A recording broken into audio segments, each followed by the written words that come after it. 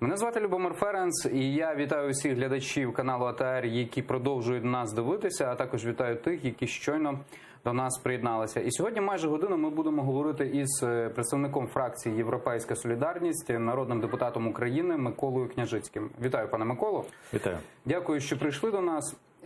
Для вас цей мандат є вже третім. Другий з половиною, я б сказав. Другий з половиною. Ви обиралися по мажоритарному округу у Львові. Львів – це ваша вотчина, я би так сказав. Ну, не зовсім вотчина. Ви там народилися. Так, це правда. Народився, виріс.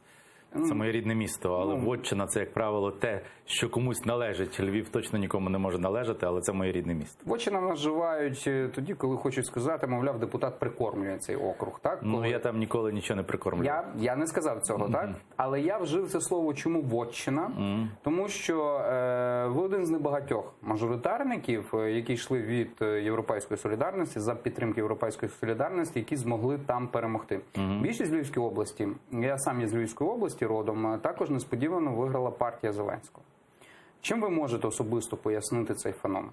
Ну, не більшість, але не більшість Львівщини. Львівщина – єдиний регіон, де партія Зеленських не мала більшості. Єдиний на всій мапі України.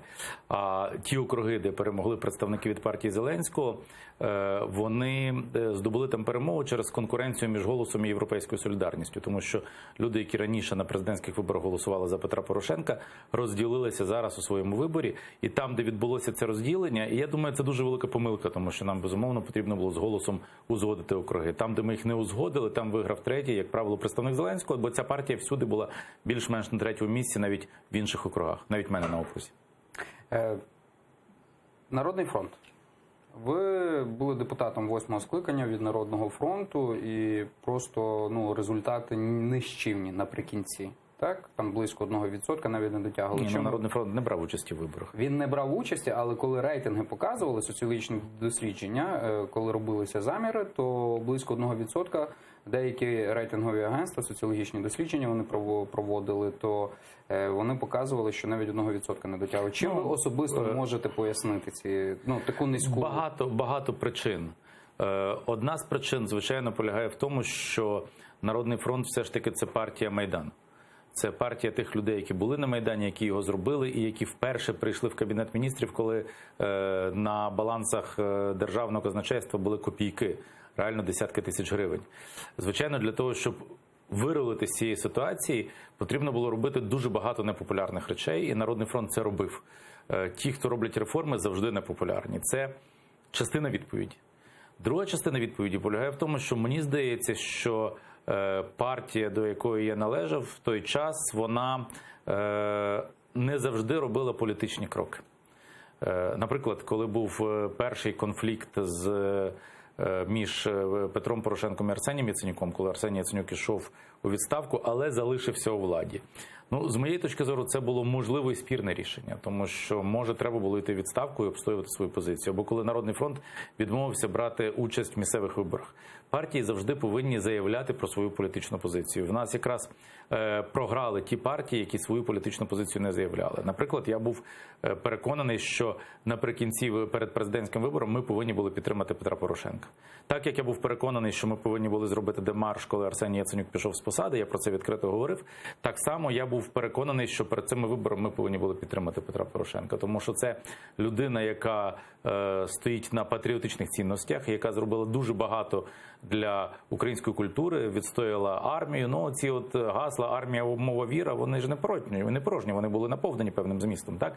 І треба було робити політичний вибір. Але Народний фронт вирішив, що ризиків занадто багато. По-перше, старі образи були в голові, а по-друге, прийняли таке рішення, знову ж таки, не робити політичного вибору. Коли політична партія не робить політичний вибір, вона, на жаль, зазнає поразки. Ви журналіст. Так, ви очолювали кілька каналів. Очолюєте? Ні, не очолюю, очолював. Очолювали кілька каналів. Ви знаєте, як робиться інформаційна політика. На вашу думку, чи от саме гасло «Томос, віра, армія» не стали програшними для Петра Порошенка? Не думаю. По-перше, я не брав участі в його президентській кампанії. Я і зараз не член партії, і тоді тим більше не мав жодного відношення до штабу, я був справді в Народному фронті. Але Томос, віра і армія – це справді Мова, віра, армія – це справді дуже великі цінності для українців. І причин програшу Порошенка було багато. Думаю, що завдяки цим гаслам йому вдалося увійти в другий тур. Тому що його рейтинги перед цим були такими, що не гарантували йому виходу в другий тур. І дуже багато людей вірило, сподівалося, думало або боялося того, що в другий тур вийде Тимошенко і Зеленський. І, на жаль, ця перемога Зеленського – це результат цієї великої конкуренції між Тимошенко і Порошенко, які дуже сильно змагалися одне з одним. Гасло Порошенкові допомогло вийти в другий тур, але так, можливо, забрало в нього частину тих, хто міг би за нього проголосувати, людей, які дотримуються інших культурних ціннісних речей. Але це завдання вийти в другий тур було виконано. Дуже багато експертів, вони говорять про те, що українське суспільство, воно голосувало не так за Володимира Зеленського, як проти Петра Порошенка. Тобто є частина людей, які підтримували Володимира Зеленського віддано, але також велика частина була тих, які голосували за Володимира Зеленського просто, щоб голосувати проти Петра Порошенка. Ви погоджуєтесь з цим?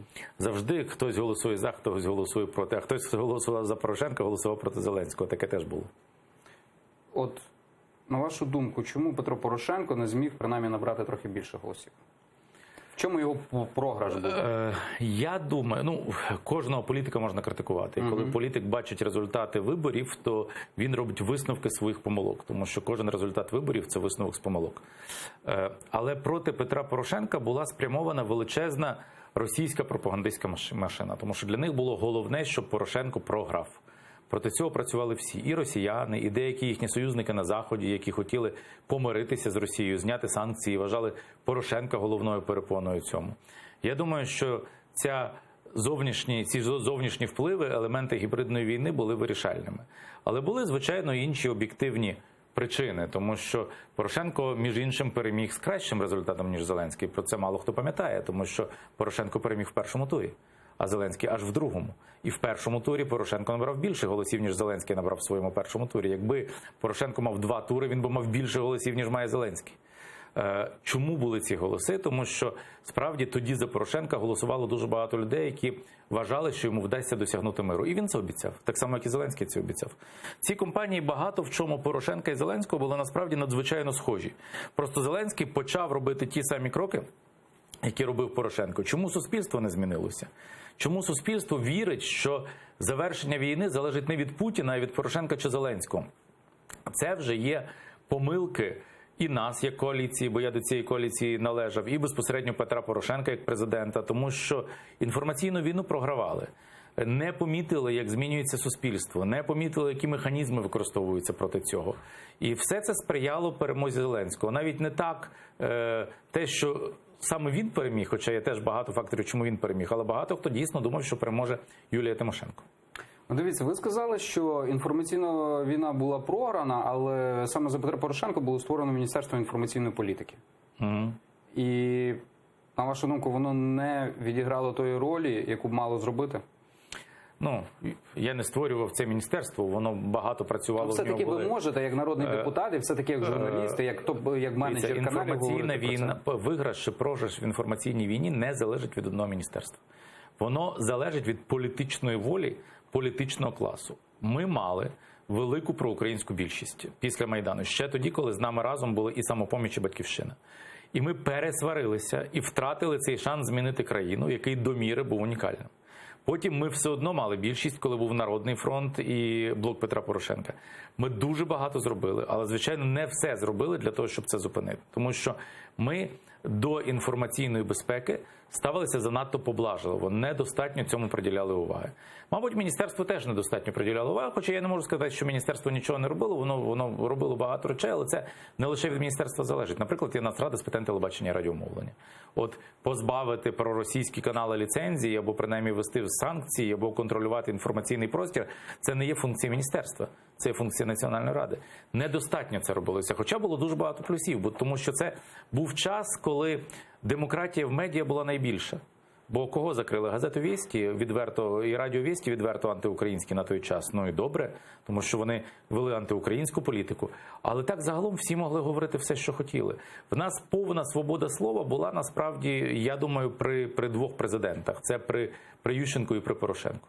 Тому це невміння наше спільне відрізнити загрози зовнішнього втручання від демократії і свободи слова до цього привели. Бо є українські канали, які можуть мати різні точки зору. Можуть критикувати владу, можуть бути провладними, можуть відстоювати ліві чи праві погляди, але це українські канали. Вони, очевидно, мають право на існування і мають бути захищеними. Але є антиукраїнські канали, які невідомо хто фінансує, які невідомо кому належать. Ці канали, звичайно, ведуть антиукраїнську діяльність. Для мене було, між іншим, дуже симптоматично. Я тоді зробив один закон про прозорість власності, його прийняли, але вихолостили, його зробили значно слабшим, ніж я хотів. Я зробив другий, він прийшов в комітет, за нього ніколи не проголосували. Зараз я переподав цей закон про прозорість власності і прозорість фінансування, для того, щоб ми знали, хто насправді є власником того чи іншого каналу і хто його фінансує. І ось сьогодні один з комітетів, цифровий, якось вони тепер нову назву мають комітети, я ще не всі вивчив, оскільки я працюю в гуманітарному інформаційному комітеті. Це інший комітет, розглядав цей законопроект, і от вони за нього теж не проголосували. А на нашому комітеті теж голова комітету сказав, ми не знаємо, як до цього поставиться індустрія. І я бачу, що Зеленський зараз наступає вже на ті самі граблі, на які наступав Порошенко. Тобто не приділяє достатньо уваги інформаційній безпеці, боячись, можливо, за якісь медіа, які його підтримують, не робить все для того, щоб медіа були транспарентними, їхнє фінансування, діяльність і власність були транспарентними. Зеленський цього не робить. Порошенко цього не робив, я за це Порошенка критикував тоді. І Зеленський цього не робить зараз.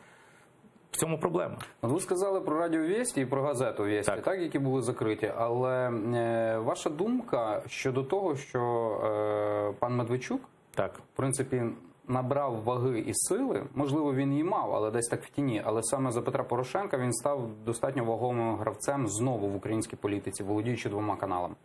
І третій він же купив фактично в червні 2019 року. При президенті Зеленському. Зеленському, так. Це ілюзія. Тому що вся могутність Віктора Медведчука залежить не від Зеленського і не від Порошенка, а від Путіна.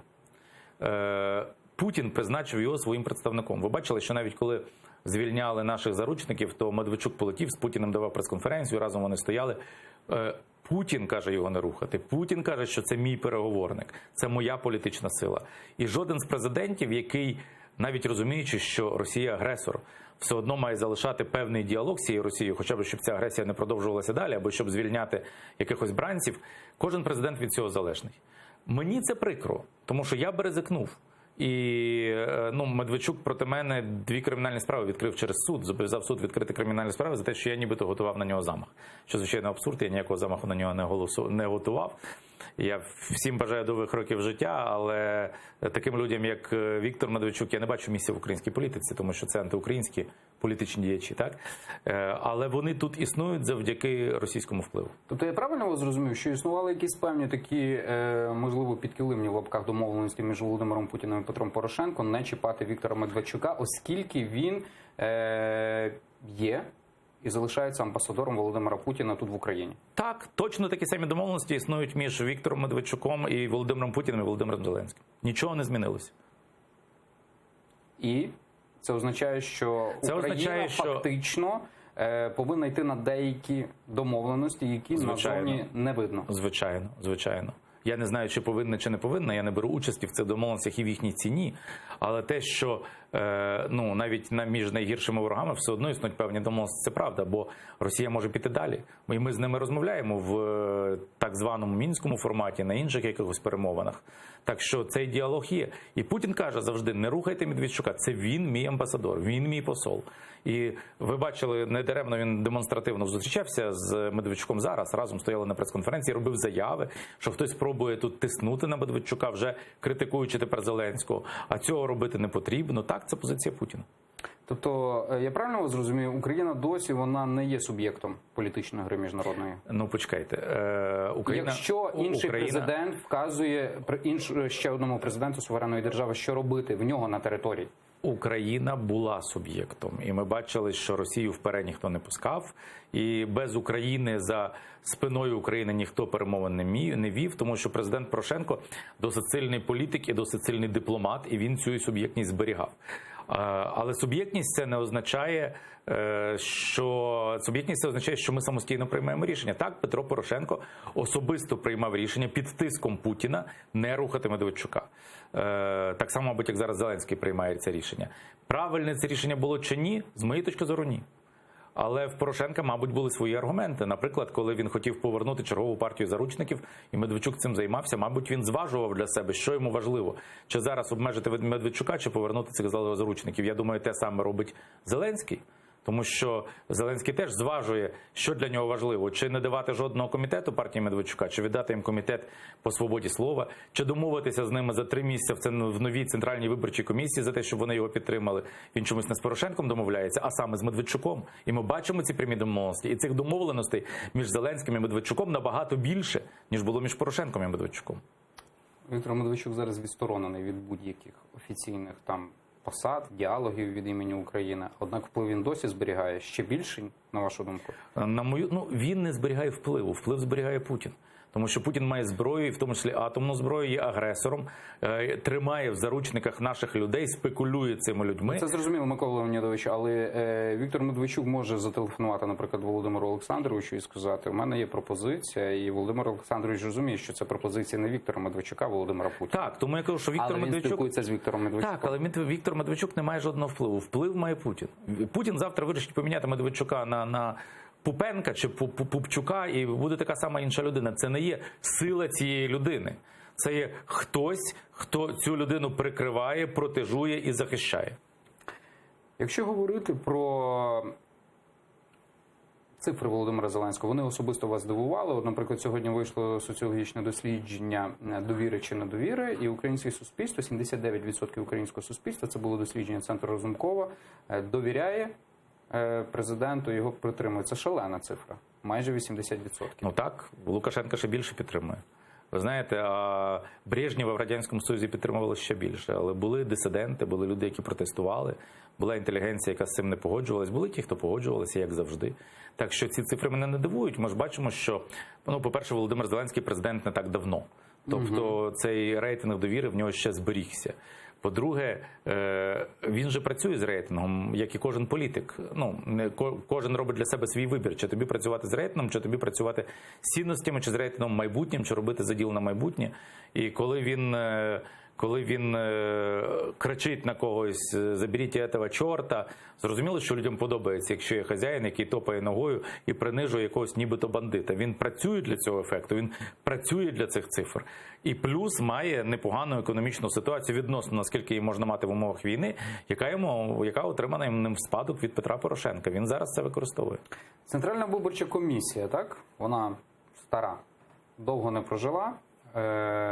І Володимир Ар'єв сьогодні сказав, що кандидатів є 2 від Європейської солідарності. Хто ці люди? Можете їх назвати? Ні, не можу. Я думаю, коли буде рішення партії їх називати, їх назвуть, але справді в нас є 2 кандидати. Для чого ЦВК Володимиру Зеленському нове, на вашу думку?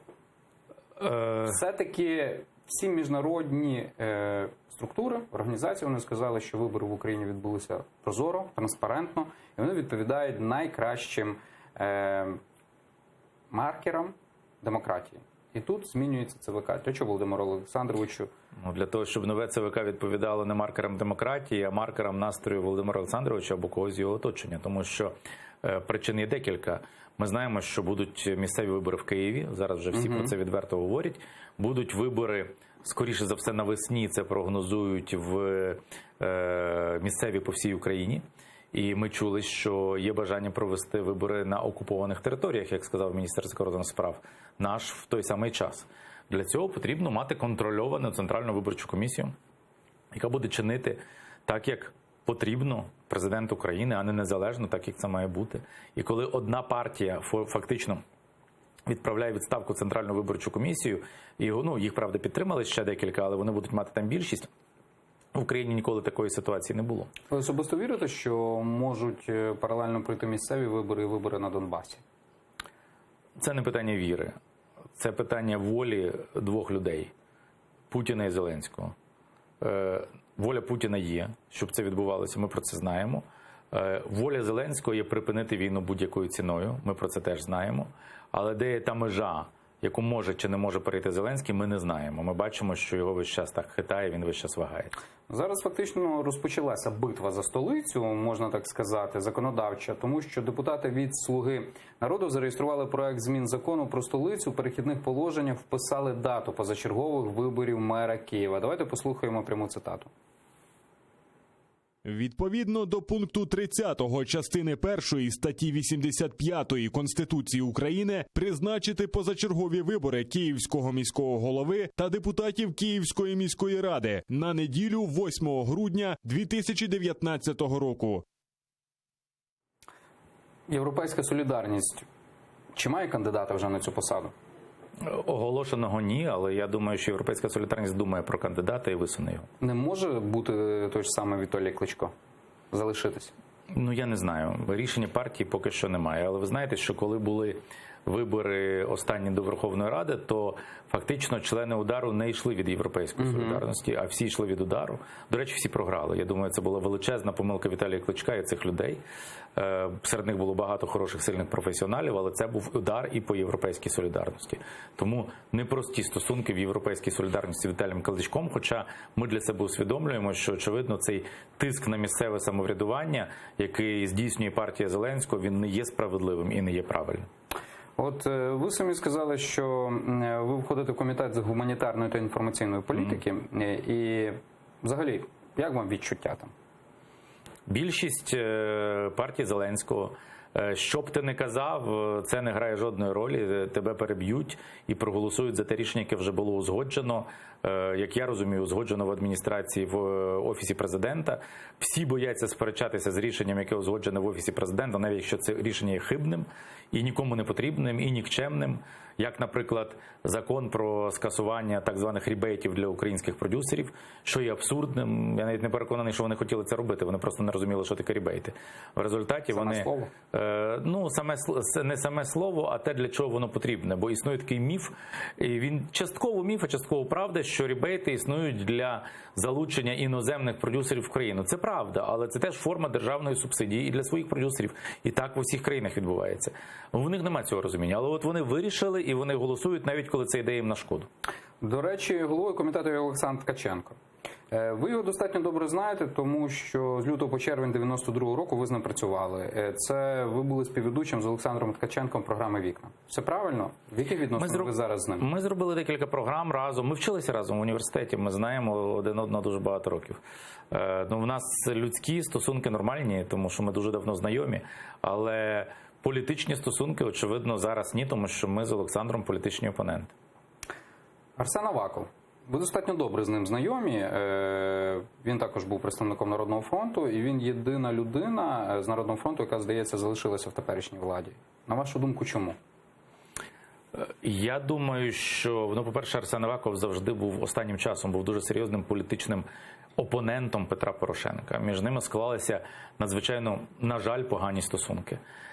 Вони були коректними, вони не переходили якоїсь межі, але це не були стосунки політичних партнерів, а це були стосунки політичних опонентів. І, звичайно, що це цінували інші політичні опоненти Петра Порошенка.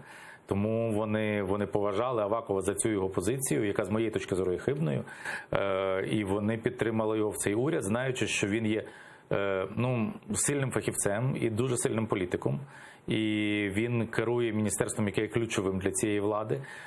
Треба мати йому хорошу альтернативу. Треба мати свого сильного фахівця і політика. Ми бачимо, що на дуже багато посад запрошуються депутати з минулої влади, в тому числі люди, які працювали з Петром Порошенком. В них просто ця лава запасних дуже коротка. А Аваков – сильний менеджер для цієї посади для них. Ви залишаєтеся з ним в хороших відносинах, так як з Олександром Ткаченком, чисто по-людськи? По-людськи так, хоча ми політичні опоненти. Ви знаєте, я розділяю політику і людські стосунки, тому що політики повинні спілкуватися одне з одним. Є така форма в Сполучених Штатах Америки, наприклад, молитовний сніданок, яка останнім часом теж у нас була прийнята, коли збираються в якийсь період представники різних політичних сил, які навіть конкурують між собою, які є там ворогами, але вони збираються разом обговорити, що їх може об'єднувати: любов до країни, любов до Бога, якісь ще речі, які для когось можуть здаватися цинічними або нещирими, а насправді є важливими для багатьох людей. При цьому ці люди стоять на різних політичних поглядах. І мені такий діалог дуже подобається, тому що я все ж таки є людиною діалогу. В усіх партіях є або мої колишні друзі, або помічники, ну, окрім можливо, опозиційної платформи «За життя». Так, і там є Юрій Павленко, з яким в мене колись були прекрасні стосунки. Ми зараз в одному комітеті, ми теж з ним спілкуємося, хоча він в зовсім іншій політичній силі, яка є супер нашим політичним великим опонентом. Так що спілкування має бути. Але наскільки легко зберігати такі відносини людські і чисто політичні? Якщо ти не переходиш на особистісні речі, але принципово обстоюєш свою політичну позицію, тебе завжди будуть поважати. Якщо ти просто ображаєш свого політичного опонента, нічого не пропонуючи, то ти будеш мати особисті конфлікти, які ні до чого хорошого не приведуть. З Арсеном Аваковим, наприклад, в мене була дуже серйозна суперечка через закон про мову. Він був категорично проти цього закону.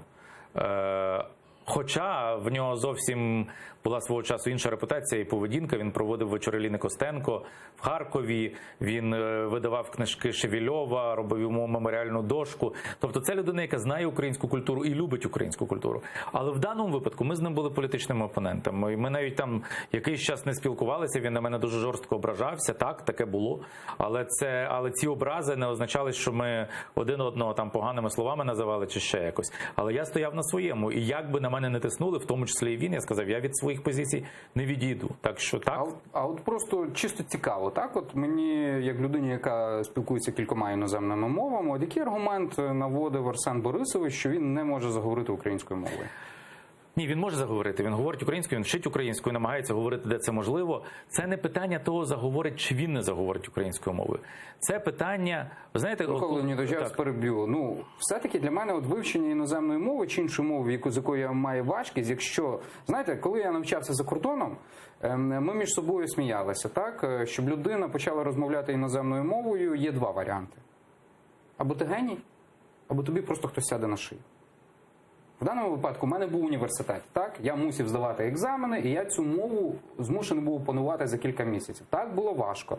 Так, я сидів по ночах і перекладав ці всі речі, щоб опанувати мову. Два варіанти. Дивіться, ми говоримо не про знання мови, а про бачення України. Розумієте, Арсену Борисовичу завжди це закидувало, що він не може заговорити українською мовою. Дивіться, у нас закидують багато. Він говорить українською, може не дуже добре, але він говорить українською.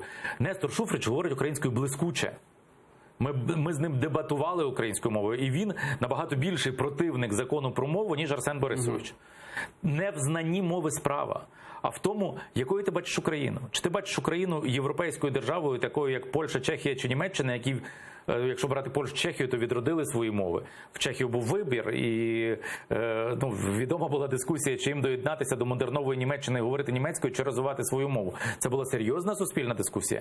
Те саме в Україні. Я є прихильником того, що Україна має бути україномовною державою. Не завтра, не потрібно нікого примушувати, але ми маємо стимулювати, зберігати нашу мову, бо без мови ми ніколи не побудуємо цю державу. А є люди, які вважають, що це не важливо, з різних причин. Частина цих людей вважає, що ми є частиною руського міра і все одно маємо доєднатися до Росії, і цієї мови не має бути. Такі, як представники опозиційної платформи «За життя». А є такі демократи, от в Харкові таких багато, був колись Гриньов, заступник голови Верховної Ради, там Генріх Алтунян був, до речі, дисидент дуже відомий.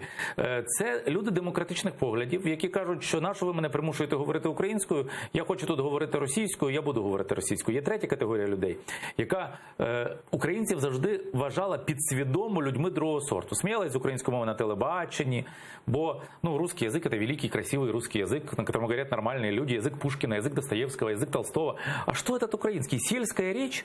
Так, і от таких людей теж дуже багато. І вони психологічно до українців ставляться як до людей другого сорту. В кожного свої причини. Ці причини не пов'язані з тим, знає людина мову чи ні. Є україномовні люди, які виступають проти української мови. Розумієте, вони знають українську, але самі себе вважають людьми другого сорту. Так що в кожного свої причини. Наскільки Мені відомо, я принаймні це читав в кількох телеграм-каналах, що у Арсена Борисовича достатньо натягнуті відносини з Володимиром Зеленським. Ви можете це спростувати чи підтвердити? І що минулого тижня навіть дійшло до того, що Арсен Борисович поставив був заяву Володимиру Зеленському на стіл, тому що там непорозуміння є через Національну гвардію і ще там кілька пунктів. Я це читав, але я Ви читали це, так? Так, я не бачив Авакова, з ним не спілкувався понад місяць, тому в мене з ним не настільки близькі стосунки, щоб я знав, що відбувається в його голові, а тим більше в його розмовах з Зеленським, з яким я не спілкувався ніколи в житті.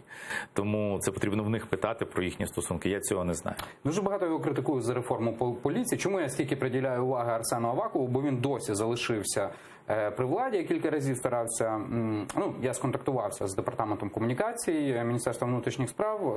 Поки що відмовили. Сказали, що Арсен Борисович утримається від коментарів, тому я вас запитую, оскільки ви достатньо тісно знайомі із Арсеном Борисовичем, дуже багато людей, вони критикують реформу поліції, яку провів Арсен Аваков. І також ці акції різні відбувалися напередодні призначення Кабміну.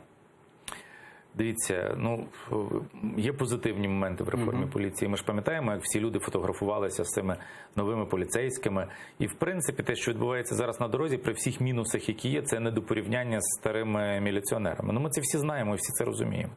Але так, ми стикаємося в поліції і з елементами корупції, і з якимись іншими негативними елементами. Ми це теж знаємо. Тому я 50 на 50 ставлюсь до цієї реформи.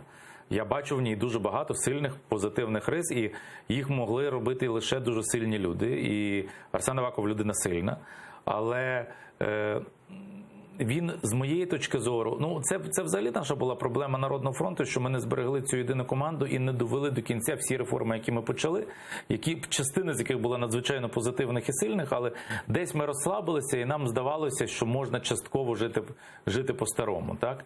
І от Аваков якраз така, я його добре знаю, я з ним познайомився, між іншим, коли він приїхав з Італії, де він переховувався, коли нас вибрали перед Майданом, і просто познайомився, а потім...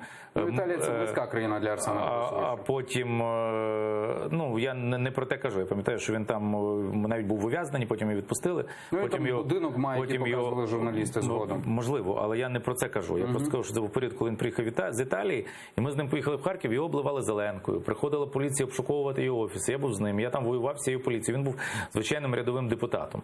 І потім ми пройшли Майдан. Він на Майдані був одним з дуже серйозних і сильних командирів Майдану. Від нього дуже багато залежало, і це бачило дуже багато людей.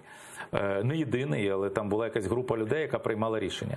І так випадково сталося, що його призначили на цю посаду в поліцію. Але ми все ж таки, розумієте, ми демократична країна. І ще раз кажу, я думаю, що в Авакова є купа недоліків, і я не був на його місці. Можливо, ці недоліки через те, що в цій ситуації діяти інакше бути не можна було. Але я вважаю, що точно не більше, ніж на 50% ця реформа була здійснена. Але це не можна собі дивитись окремо на суди, окремо на поліцію, окремо там на ще щось. Держава – це єдиний організм. І коли суди в нас частково реформовані, медицина частково реформована, поліція, в нас все частково реформовано, бо ми є лише на початку шляху. І ці всі реформи, вони всюди мають пробуксовку, бо це є українське суспільство. Люди не змінилися аж дуже сильно. Так, після останньої революції. Це люди, це пострадянські люди, постгеноцидні, де корупція є в суспільстві, де є багато інших негативних рис. Ми всі є дітьми цього суспільства, тому ідеальних людей 100% немає. Українська делегація покинула зал сесії ОБСЄ через виступи російської делегації, що нібито Крим російський. Про це розповів член Нацради з питань телерадіомовлення Валентин Коваль прямо із Варшави. Давайте послухаємо його пряму мову. Не може представник Криму зареєструватися тут інакше, якщо він не громадська організація. Але ж ми бачимо людей, які працюють у ЗМІ, які отримали ліцензію або дозвіл від окупаційної влади, і вони намагаються і тут просувати свої ідеї. Саме тому ми сьогодні виразили протест проти введення, і ми наполягали декілька разів на тому, щоб припинити ці виступи тут, але модератор, який під час сесії має повну владу над тим, що відбувається, він вирішив продовжити виступи, і ми вийшли з зали, щоб не освячувати своєю присутністю ті ідеї, які вони пропонують. А вчора пропагандисти, до прикладу, говорили, що зі свободою слова в окупованому Криму начебто проблем нема. Мы, крымчане, на этой международной демократической площадке призываем всех, кто хочет, не бояться и приехать к нам в Крым. И увидеть все то, что у нас происходит. Наши радости и печали, наши обиды, горести и наше ликование. Приезжайте, пожалуйста, к нам в Крым. Это не только безопасно, это еще очень интересно. В Крыму зарегистрированы 323 СМИ. У нас активно работают национальные средства массовой информации. На сегодня таких СМИ 103. Целый ряд СМИ, представленных в Крыму, зарегистрированы в федеральном центре. Это значит, что общее их число намного больше. Вы прекрасно понимаете, что при таком количестве СМИ цензура и тотальный контроль, о чем иногда говорят коллеги, да, подаваемой информации ни физически, ни технически невозможно. Отже, представляю, що «Свобода слова», телеканал АТР знаходиться в Києві. Перепрошую, так, він виїхав. І от ми можемо спостерігати за цією свободою слова вже з Києва. Що робити Україні? Бо все-таки взагалі не зрозуміло, як на таких площадках, як БСЄ, приїжджають люди з Криму і говорять, що, мовляв, от у нас все добре. Ну, це загальна тенденція в Європі, це послаблення наших позицій на дипломатичному фронті. Ми це бачимо, так, це... ОБСЄ – це була конференція ОБСЄ, коли в Паресі вже сидить російська делегація, і всі закривають очі, і вся Європа закриває очі на ті злочини, які чинить Російська Федерація проти українців, окуповуючи українські території, проти кримських татар, що взагалі є катастрофічним, тому що це, по суті, такий повторний геноцид і позбавлення перспективи цілого народу. Звичайно, це ганебна ситуація. А що робити? Мати сильну зовнішню політику, яку ми наразі втратили після того, як Порошенко програв вибори. В мене в цьому немає сумнівів. Але я б дуже хотів, щоб сила української зовнішньої політики відновилась. На вашу думку, чому така мала низька зацікавленість є темою Криму в українських засобах масової інформації України? В Криму низька зацікавленість? Ні, українських саме, щодо тематики Криму. Ну, знаєте, українські засоби масової інформації взагалі не дуже сильно висвітлюють конфлікти, щось що далеке. Я не знаю, чи є низька зацікавленість в тому, що відбувається в Криму. Крим, на жаль, був провінцією. Я завжди був прихильником кримсько-татарської культурної автономії. Тоді Крим був би цікавий і українцям, і всюди в світі. І тоді ніколи би не сталося тієї анексії, яка відбулася. Оскільки ми робили весь час помилку, весь час залишали Крим, по суті, радянським, а не робили його кримсько-татарсько-українським, так як він має бути. Через те ми маємо ці наслідки. І тому Крим – це якась була чужа територія, де жили якісь відставні пенсіонери, потім приїхали кримські татари, про які наше суспільство теж не було аж дуже сильно поінформовано про цю катастрофу величезну цього народу і про те, що це їхня земля. Навіть зараз, коли ми говоримо про надання Криму автономії культурної в складі України, національної, так, то дуже багато людей це не сприймає. Тому що, Микола Леонідович, національно-територіальна і культурна автономія – це дві різні речі. Ви особисто за що? Я за кримсько-татарську державу, кажу вам це чесно.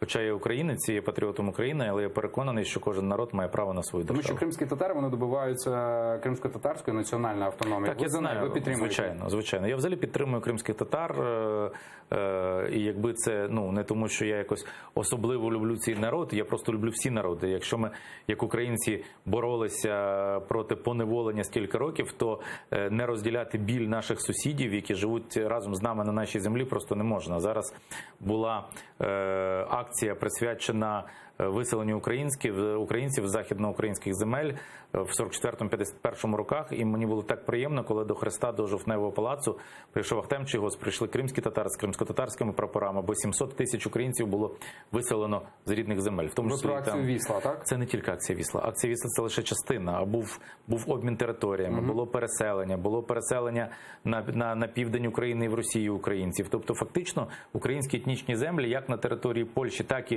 в Західній Україні, на території, яку потім окупував Радянський Союз, вони звільнялися під тими чи іншими приводами від місцевого населення. І акція Вісла – це лише маленька частинка всієї цієї жахливої історії. От ви самі сказали, що Крим за всю історію незалежності України був провінцією. На вашу думку, чому так сталося, що Київ не догледів Криму? І сталося те, що сталося у 2014 році. Тому що Київ себе не догледів. От коли ми говоримо про важливість закону про мову, Ми можемо побудувати сильну країну лише тоді, коли у нас є чіткий геополітичний вибір. Ми орієнтуємося на НАТО і на Європейський Союз. Коли ми, залишаючись державою демократичною і шануючи всі національні меншини, розвиваємо українську мову і культуру, будуємо нормальну країну. І коли ми шануємо ті корінні народи, які живуть на території України, такі як кримські татари. Це все є цілісна політика. Ми не робили нічого. У нас була багатовекторна політика, ми дружили і корумповано були пов'язані весь час з Росією. Ми не розвивали в достатній мірі українську мову і культуру. Маємо зрусифікований інформаційний простір, з який за останні 5 років дещо вдалося покращити цю ситуацію. Зараз я очікую відкату від цієї нової влади. Маємо незахищені права кримських татар, яким не приділяли достатньо уваги. Так що це все спадок.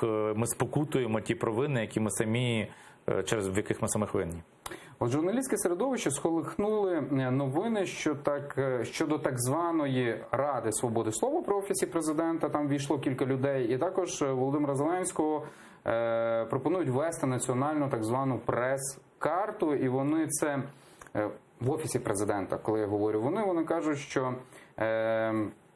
це питання національної прес-карти, про яку говорять уже не перший рік, бо сьогодні кожен може надрукувати собі посвідчення працівника ЗМІ, мають бути прописані єдині стандарти журналістики. І має бути формалізація редакційної політики кожної редакції, щоб факт порушення цих стандартів з боку власника, влади самого журналіста можна було зафіксувати. Це сказав Максим Кречетов, який представлятиме Офіс Президента України, так, при Раді з питань свободи слова при президентові. Ну, можливо, але це не його справа. І не справа державних органів чи Офісу Президента. Журналісти можуть зробити якісь об'єднання, саморегулювання, випрацювати якісь прес-карти. І в нас є декілька органів саморегулювання журналістів, Комісія журналістської етики, наприклад, яка робить зауваження тим чи іншим засобам масової інформації. Цього цілком достатньо. Ну, це просто спроба обмежити свободу слова. В мене немає інших коментарів до цього. Хоча я не виступаю проти прес-карти, якщо самі журналісти цього захочуть, вони вправі це зробити. Але це реально в умовах України, тому що кажуть, що це може перетворитися в такий певний комсомол. Ні, ну це не комсомол. Ми перетворюємося в диктатуру. Я ж це бачу, принаймні, в авторитарний режим. Коли в парламенті без процедури пачками шалений принтер, який його називають, друкує і голосує величезну кількість законів, які обмежують права і свободи, забирають самоврядування. І я собі навіть не уявляю, щоб при Порошенкові це було можливо. Коли ви говорите про свободу слова, коли уряд проводить свої засідання за закритими дверима, ну, може, так і треба. Але уявіть собі, щоб Яценюк або Гройсман проводили засідання за закритими дверима, який би гвалт почався. А так, всіх все влаштовує, всі з усім миряться. І рейтинг довіри високий, і медіа не дуже звертають на це увагу. А як ви себе особисто почуваєте? От 251 депутат, так? І фактично європейської солідарності не потрібно для прийняття рішень. Це правда, але... Ну, от є у вас відчуття, що Микола Леонідович, він приходить до парламенту, він є народним депутатом, але в принципі від нього особисто багато чого не залежить. Бо все-таки є ті 226 голосів, які проголосують. Ви знаєте, я не так на це дивлюся. Мене обрали для того, щоб я висловлював певну позицію і захищав певні цінності. Я це роблю, використовуючи парламентську трибуну, можливість слова, можливість звернення до людей, от нашу з вами зараз розмову. Я обирався не анонімно, я декларував свої погляди, і я обирався від Європейської солідарності. І мої виборці мені довірили представляти їхні інтереси і захищати ті погляди, які я зараз захищаю в парламенті. Тобто я просто представляю інтерес своїх виборців. Це чесно. Я не можу їх не представляти. Я говорю те, що я говорив їм, що я буду робити, я те саме і роблю. Український телесигнал стикається з суттєвими перешкодами у вигляді заглушувальних спецзасобів при мовленні на тимчасово окупованій території. Про це напередодні заявив міністр культури, молоді та спорту Володимир Бородянський, а минулому медіадіяч. Про це він повідомив під час прес-конференції на медіафорумі «Київ Media Week 2019». Давайте послухаємо пана Бородянського. У нас є робоча група, яка прораховує фізичну можливість щодо доставки контенту на тимчасово окуповані території. Але ми маємо розуміти, що якщо ми говоримо про ефірний спосіб, то існують глушилки, які глушать наш контент і скорочують можливість проникнення на територію. І максимально можлива нині глибина проникнення сигналу – це 50 кілометрів. От про інформаційну війну ми зачепили. Що робити в Україні? От стоять глушилки, і як взагалі боротися за уми тих людей, які перебувають там? На території України, але окуповані. Ну, бачите, Я би боровся за територію цих людей, за свідомість, як ви сказали, за уми цих людей, які перебувають тут. Мені здається, це набагато важливіше. Скажу вам чесно. Тому що в нас в Україні люди не розуміють, в якій країні вони живуть, чи вони хочуть бути з Росією, чи вони хочуть бути окремо. І ніхто не бореться за окуповані території. Путін не бореться за окуповані території, вони йому не потрібні. Він бореться за те, щоб вся Україна була частиною руського міра і під впливом Росії. Якщо українці свідомо це зрозуміють і скажуть «ні», то ці окуповані території до нас відійдуть, вони йому не потрібні, ми їх звільнимо. Тому історія про те, що нам треба боротися за уми європейців, які підтримують Путіна, за уми американців, це набагато важливіша тема, ніж боротися за уми тих людей, небагатьох, які там залишилися, бо дуже багато виїхали, які живуть на окупованих територіях. Але, наприклад, окуповані території різні. Є кримсько-татарський народ, який живе на своїй землі. Незалежно, який іншої землі немає. Якщо українець може з Донецька виїхати, як робило дуже багато українських інтелектуалів і патріотів, і приїхати в Київ, у Львів, вони все одно є на Україні. Вони все одно є в Україні, на українській землі. А кримському татарину виїхати нема куди, бо він на своїй землі. І от його культурні потреби ми, безумовно, повинні захищати і підтримувати. Звичайно, ми маємо достукуватися і до тих людей, які живуть на окупованих територіях Донецької і Луганської області, бо там теж є багато патріотів, є багато українців, які просто потребують цієї інформації. Не мають на увазі те, що ми маємо якось перевербовувати чи переформовувати тих, хто знаходиться під впливом руського міра. Ми маємо підтримати тих українців, які там живуть. Для цього є різні засоби, бо крім Володимир Бородянський в даному випадку правий, навіть якби не було глушилок, наземний телевізійний сигнал на 50-80 кілометрів розповсюджується, а далі ні. Ну, але є інтернет, є інші способи донесення інформації, так що треба, головне, робити продукт, який буде доходити до цих людей. Завтра в Мінську збереться контактна група з регулювання ситуації на Донбасі. Російське видання «Комерсант», посилаючись на власні джерела, каже, ухвалять рішення, що надасть можливість зустрітись Зеленському та Путіну. Взагалі, зустріч між Зеленським і Путіним, це стане проривом?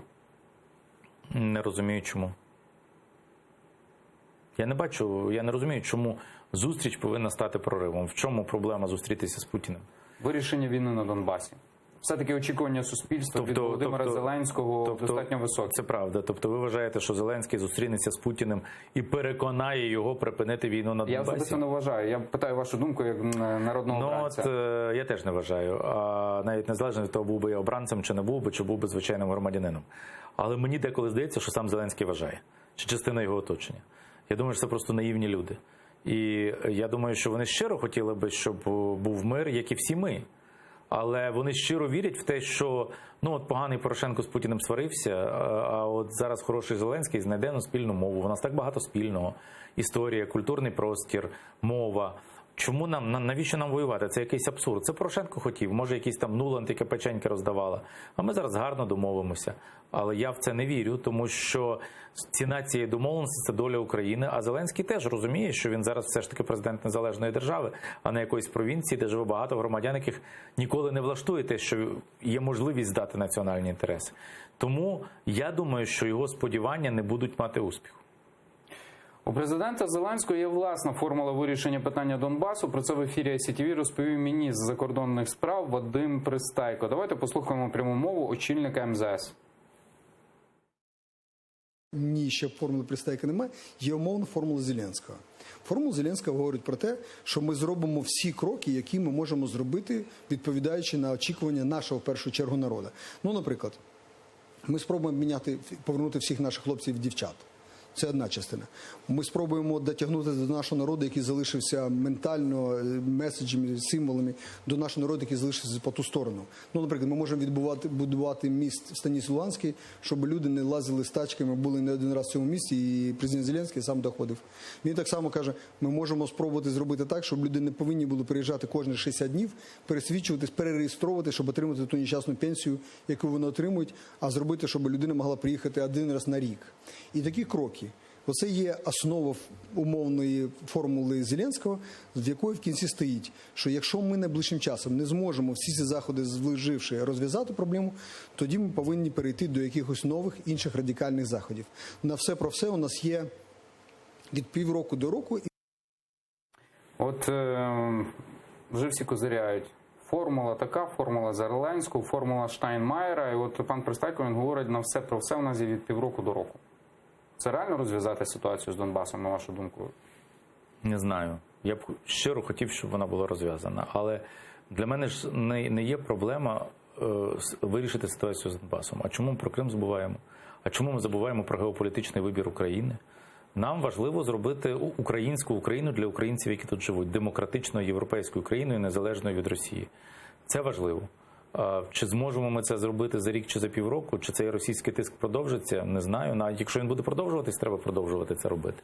А знаєте, от коли кажуть, нам головне повернути території, ми можемо повернути території і всю Україну віддати під вплив Росії. І що? Вся Україна буде суцільним Донбасом? Чи Боснією, чи Федерацією, де буде відкриті кордони з Росією, ходити народна міліція по українському парламенту і представники обрані туди? Ну і що скажуть ці люди, які брали участь в боях? А що скажуть європейці? А як ці люди, які обрані там, будуть голосувати в українському парламенті? Про євроінтеграцію, про наші якісь перспективи тоді можна просто забути. А це, за великим рахунком, і є формула Штайнмаєра. Тому що для багатьох західних політиків важливо, щоб їх країни мали змогу торгувати з Російською Федерацією і з Україною, щоб інвестиції можна було вкладати і туди, щоб санкції не потрібно було сплачувати. При цьому буде Україна суверенною, незалежною чи не буде, їм байдуже. Тобто, оце, що Україна вистояла, це тільки завдяки позиції України, на вашу думку? Завдяки позиції України, яка змогла своїх союзників переконати у власній підтримці. Завдяки позиції українського народу. Тому що коли люди героїчно йшли на фронт і гинули, це показували по всіх каналах, то інші суспільства бачили, що тут живуть громадяни, які борються за свою свободу. Але коли приходить президент і каже, що головне не стріляти, і за нього голосує більшість людей, то західні суспільства думають, ну вони не хочуть стріляти, вони хочуть здаватися. А чому маємо їх підтримати? Вони самі не хочуть. Не можна щось зробити без партнера, як кажуть, без місцевого партнера. Україна перестала бути таким партнером. Тоді про що ми говоримо? Більшість експертів, а також народні депутати з партії Зеленського, вони називають Володимира Зеленського з партії «Слуга народу» проукраїнським президентом. Тобто той, який не змінить вектор розвитку держави. Ну дай Боже. У вас особисто які відчуття і от бачення цього всього, що відбувається? Я не знаю, як історія буде розгортатися. Володимир Зеленський ніколи не займався політикою. Я не знаю його політичних поглядів достеменно, тому що він навіть коли балотувався на Заході, говорив одне, а на Сході інше. Тому я не знаю, але я точно знаю, що він український президент, а кожен український президент відчуває цю відповідальність. І буде робити все, щоб суверенітет держави обстояти, навіть якщо він приходив на цю позицію, можливо, з трошки іншими поглядами. Але наскільки йому вистачить розуму, вміння, мудрості, сили, я цього не знаю. В п'ятницю в парламенті має бути представлений бюджет, за яким мали б голосувати, наскільки мені відомо. І от попередньо вже відомо, що фінансування Ради національної безпеки та оборони збільшиться у 158 разів. Дуже багато сьогодні про це писали засоби масової інформації. Складе понад 28 мільярдів гривень.